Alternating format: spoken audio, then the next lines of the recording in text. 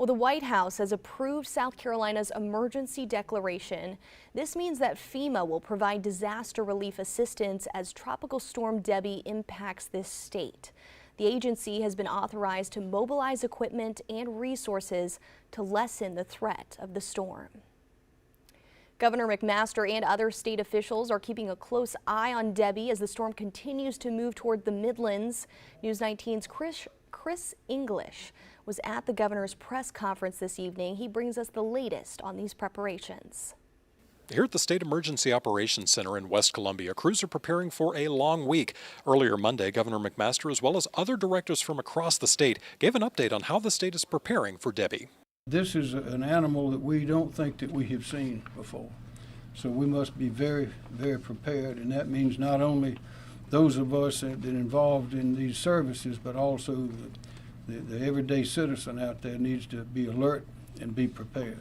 Governor Henry McMaster encouraged the public to make a plan Monday afternoon ahead of the greatest impacts of Debby, a storm forecast to bring a lot of water to the state. These things are unpredictable, and this water is dangerous, and we don't know what we're going to expect. Myra Reese, the Director of Environmental Affairs at the State Department of Environmental Services, says that dams and spillways are coordinating their release efforts with those downstream. When any dam is considering, releasing some of the water, they are coordinating that release downstream. So that's one of the lessons learned, from previous storms.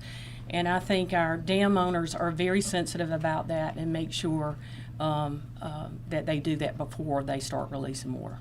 It's not just the state that is preparing for the storm. Local grocers are also gearing up to serve their customers. A lot of people go after things like bread and milk, so we try and have that on hand, water too, but it's very hard to predict. Sometimes a storm will be coming and we'll think it'll be really bad and then nothing happens. Other times it's out of the blue, but we try to be prepared. Nicholas Lund says his grocery store is stocking up on extra items just to make sure they have enough. And the governor says those in flood-prone areas need to make a plan now.